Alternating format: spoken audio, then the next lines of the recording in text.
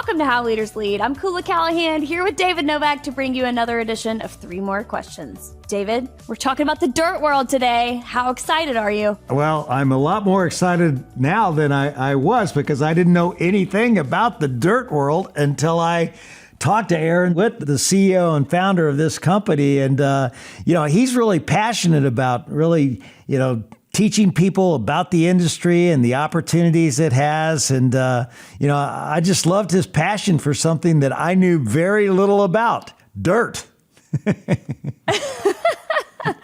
I knew very little about it as well. And I recently visited the BuildWitt office. And walking into that building, I had this preconceived notion about construction industry people. I don't know why, I just did. But I left that building with a totally different perception and deep appreciation for the people in the dirt world. And now all of a sudden, I'm like as freaking passionate about it as Aaron Witt is. I want to get behind Kula. a backhoe. You are not. You're not. Nobody can be more passionate about it than him. And that's a little bit of a stretch there. But hey, let me tell you something. It's a little bit of a stretch.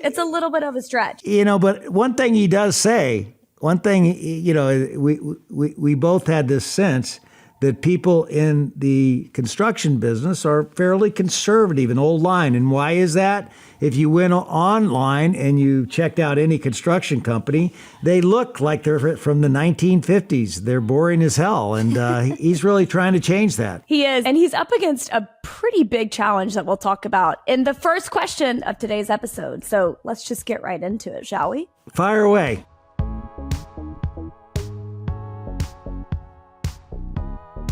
Question number 1. BuildWitt obviously serves the dirt world, which is everyone involved in the construction industry, those who build the critical infrastructure of our world. Basically, there's no food, no water, no roads, no buildings, or any shelter without these folks. In the next 10 years, though, half of this industry is retiring. And BuildWitt really exists to bridge that gap. Now, the construction industry is not for everyone. I mean, these jobs are hard work. David, you are in the food service industry, and the perception about jobs in that industry are that they are minimum wage, menial type jobs. What did you have to do as CEO of Yum! Brands to counter that perception and recruit really great talent to an industry that people had a preconceived notion about? Well, I think when you have a business, you want to glorify every job that you have in it. And what we tried to do was make every job in our company and in our restaurant a job that could really add value and help someone enhance their life.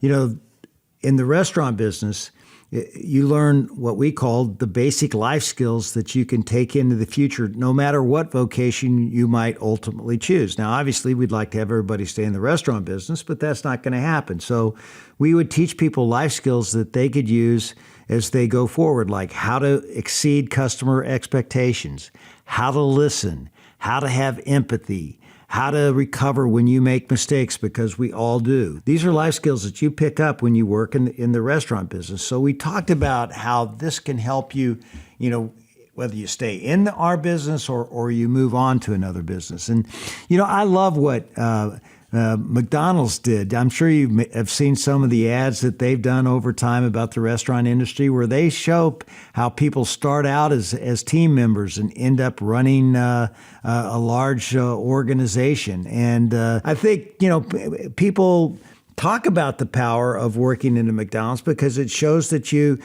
started out, doing the hard work that will get you ahead. And, I think that's one of the things that we always try to talk about.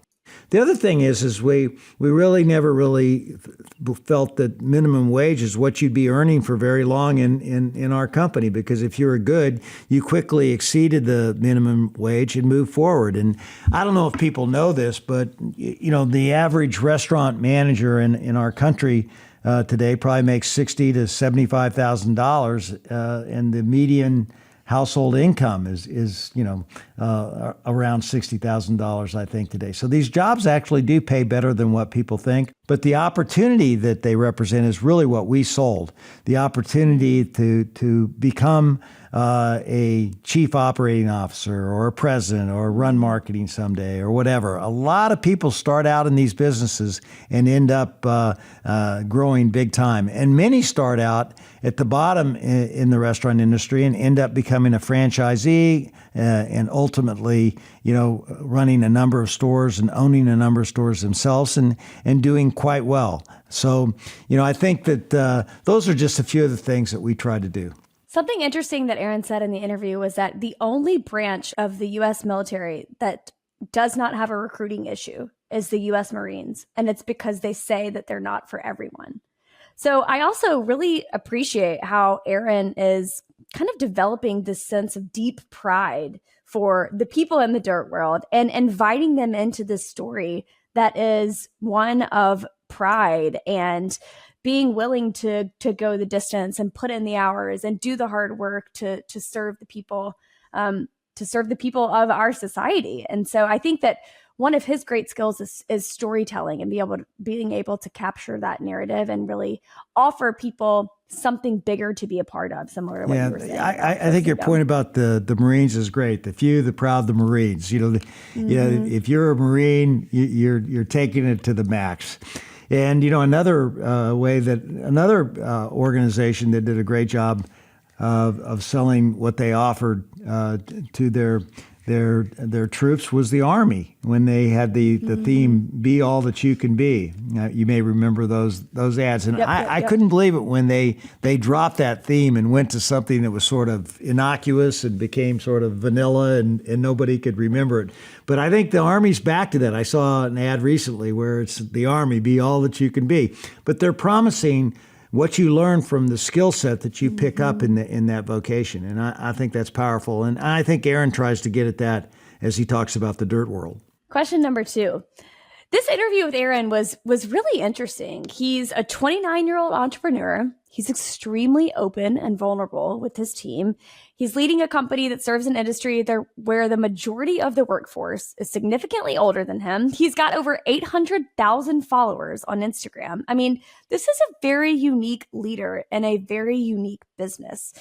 I want to know, David, what stood out to you most about Aaron's leadership that you think others should emulate? Well, I think what Aaron has done better than most is he sees the world the way how it really is, not the way you want it to be. So he really looked at the dirt world, and he defined reality. I mean, people saw it as a staid industry.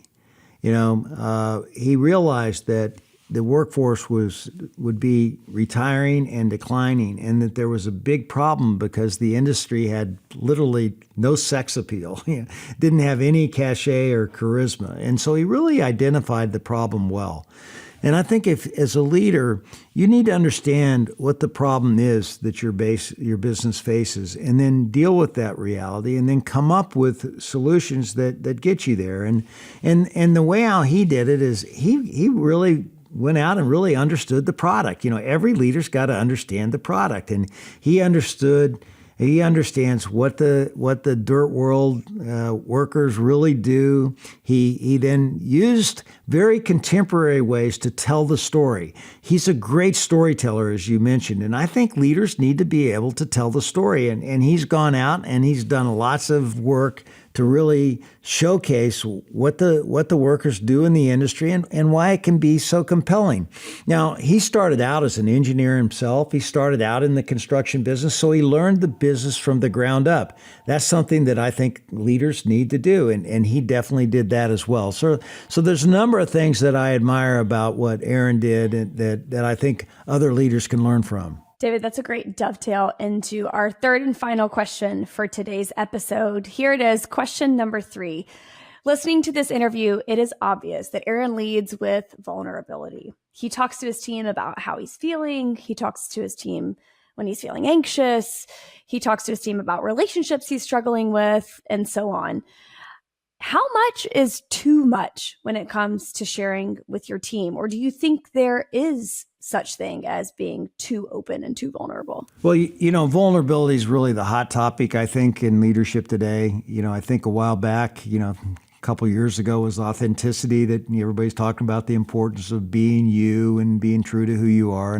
Obviously that's true. Now books are being written about vulnerability, being open so that people can trust you. And I think vulnerability is something that the best leaders always convey.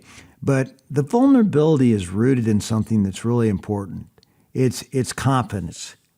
If you're a confident leader, you can be confident enough to share the times that you've messed up, because people know that you're not only confident, you're competent. You know your stuff. You've walked the walk. You've done the hard yards. And then when you have confidence and competence, that allows you to really be vulnerable. Now, if you don't have that, if you've never really demonstrated your competence and you're up there telling everybody that, how you struggle with this and struggle with that, people are not going to follow you. They're not going to follow you off a cliff. They're only going to follow you if they believe you really know what you're doing and that you can help them win and help the business win. So I think as long as your vulnerability is rooted in confidence that comes from competence, I think you can be as vulnerable as you want. One of the things I always found cool is people loved it when I talked about all the times I messed up more than if I talked about the times I succeeded. In fact, most people will know why you succeeded, but they don't hear how you've maybe missed the mark. And those are the stories that they love to hear, because it kind of makes them feel like, hey, if this guy or this woman can have a setback, I can too, and still get to where I want to go. So I think that's what vulnerability conveys to people, is that, hey, it's not a straight line up. We all have our downs that we got to deal with. But the key is that you learn from those and you go forward. So I always encourage people, be vulnerable. But as you're talking about how you're vulnerable and what you've learned, talk about how you've turned it into action and made it so that you became stronger and your business became stronger. And then I think that's a story worth telling. The thing that resonated with me, maybe even the most about this interview between you and Aaron, was his belief in the fact that you can't care for other people unless you care for yourself. And so when he does share with his team, he also talks about the steps that he's taking to get better, or to repair a relationship, or to deal with some of the struggles that he's facing, or to own and fix a mistake he's made. And so what that really does is it offers other people the space and gives them the freedom to do the same thing. Absolutely. Building your self-esteem and believing in yourself is critical. I think I posted today on my X account, you ultimately become what you think you are. So, I think, really believing in yourself and knowing that you can get it done is really, really important. But again, that comes from confidence that is really rooted in competence and doing the work to get there, and really knowing your vocation and knowing that you got the capabilities to succeed. I love it, David. Thank you so much. And thank you for tuning in to How Leaders Lead. We're on a mission to make the world a better place by developing better leaders. And if you carve out a little time with us each and every week, we'll help you build the confidence you need to lead well. And coming up next on How Leaders Lead is Erica Ayers-Badan, the CEO of Food 52 and the former CEO of Barstool Sports.